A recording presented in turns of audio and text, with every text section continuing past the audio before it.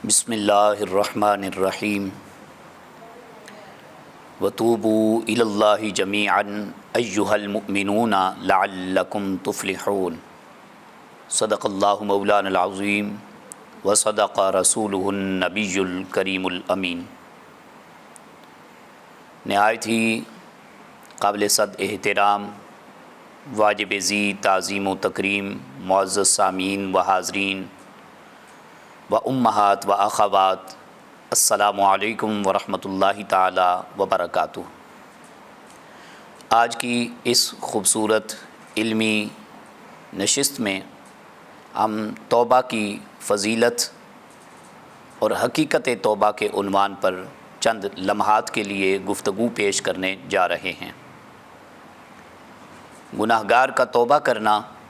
اللہ سبحانہ و تعالیٰ کے دربار کے اندر بڑا ہی محبوب ترین عمل ہے، اور اس توبہ کے لیے قرآن مجید نے ہمیں رغبت عطا فرمائی، اور اسی توبہ کی طرف محبوب کائنات صلی اللہ تعالیٰ علیہ وآلہ وسلم کی احادیث طیبات ہمیں رغبت دلاتی ہیں۔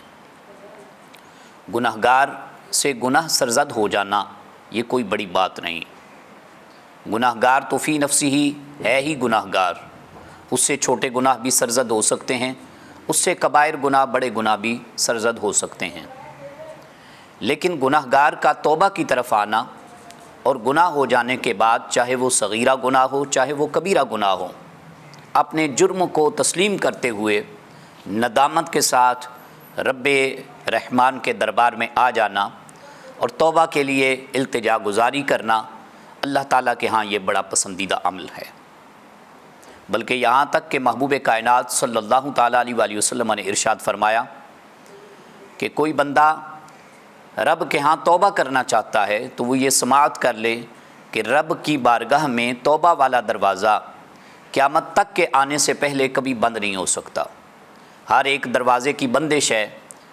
کچھ ساعتیں ہیں، کچھ اوقات کار ہیں، کبھی وہ دروازہ کھلتا ہے کبھی بند ہوتا ہے۔ روز و شب کے اوقات کار باقاعدہ ترتیب دیے جاتے ہیں کہ اس وقت یہ دروازہ، یہ مقام یہ کھلا رہے گا، اور اس وقت یہ اس کی بندش کا طریقہ کار یا اوقات کار ہے۔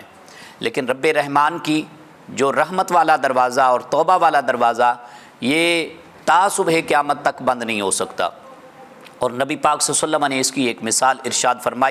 فرمایا سورج ابھی تو مشرق سے طلوع ہوتا ہے، جب تک سورج مغرب سے طلوع نہ ہو توبہ والا دروازہ ہرگز بند نہیں ہوگا۔ یعنی یہاں سے مراد قرب قیامت ہے۔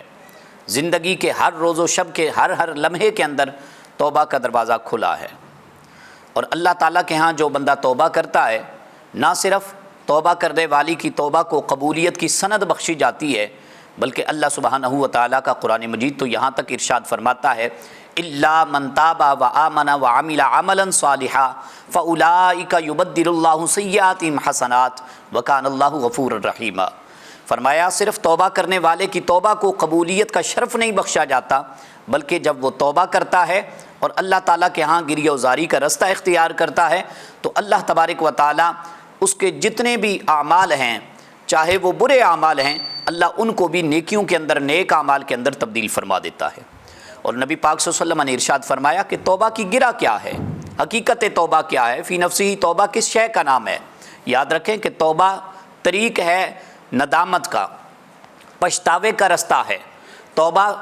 صرف یہ نہیں کہ اے اللہ مجھے معاف کر دے، بس اتنی سی بات ہے، نہیں، توبہ شرمندگی کا نام ہے۔ اگرچہ بندہ ظاہراً استغفار نہیں پڑھ رہا، اگرچہ بندہ ظاہراً دعا کا رستہ اپنا نہیں رہا، اگرچہ بندہ ظاہراً کوئی نوافل یا نماز روزے کا سہارا نہیں لے رہا، لیکن وہ دل کے اندر پچھتاوے کا شکار ہے، اسے ندامت محسوس ہو رہی ہے، اسے پشیمانی اور پریشانی آ رہی ہے، اور وہ اللہ تعالیٰ کے حضور بظاہر گریہ وزاری کر لے تو بہت عمدہ عمل ہے۔ صلاۃ التوبہ کی شکل میں نفل پڑھے تو یہ بہت سنت کا رستہ ہے، بہت بہترین طریقہ کار ہے، لیکن اگر وہ پچھتاوے کا شکار ہے تو حقیقت میں نبی پاک صلی اللہ علیہ وسلم نے ارشاد فرمایا الندم توبہ،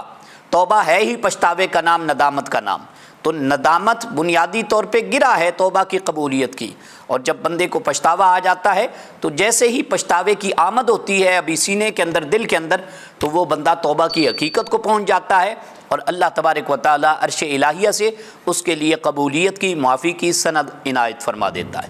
ہمیں چاہیے آج معاشرتی ماحول ہمارا بڑا پراگندہ ہے،